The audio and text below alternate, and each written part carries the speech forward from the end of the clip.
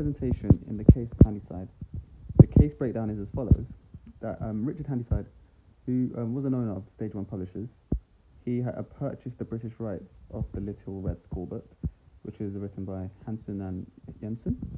So naturally, the book kind of like gained traction very, very quickly, being published in 1969 in Denmark, and further publications were translated into other European countries such as France, Greece, Germany, Finland, and Iceland, and Norway, as well as many more. A big taboo that the book kind of pressed on was the sections concerning sex.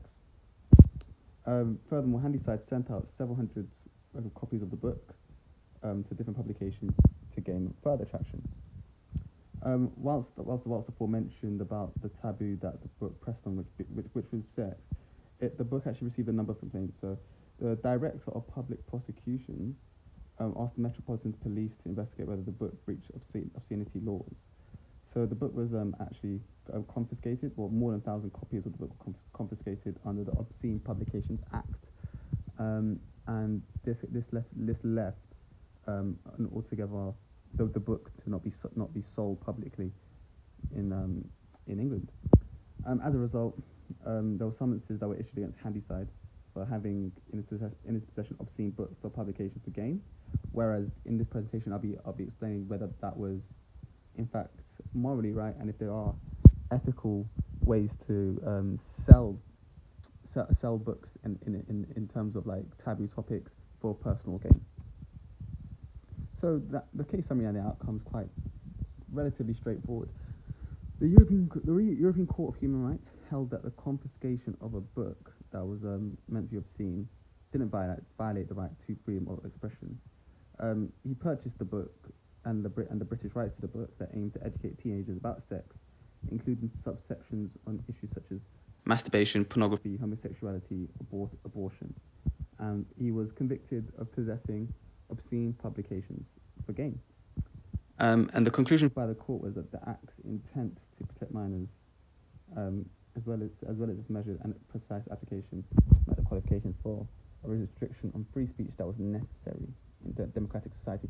The necessary in a democratic society is quite a contentious topic, because it creates a totem pole where standards can really just be eased if it doesn't comply to the criteria of a democratic society. So, my opinion, I believe the court's decision was ultimately immoral. Richard Handyside essentially absolved himself by complying to the only demand he had to do, in a moral and legal aspect, by purchasing the rights for the Little Red School book. So, by doing that, I don't think the courts could really hold him responsible for any violations, considering he's distributed the book in a democratic country. As the case states, the applicant was not contending against the law, but he was fraternising with freedom of speech. This only for me shows the invalidity of the case. Furthermore, it's highly unjust that Richard Handyside has been claimed to abuse the development of children and their morality, which is very broad spectrum. Richard Handyside approached the situation from a business perspective, and the Little Red Book attracted much popularity in its releases across Europe. So similarly, Richard Handyside only sought to maximise profits by assuming it would do the same in Britain. As I also feel, much broader point, that there is no ethics in business.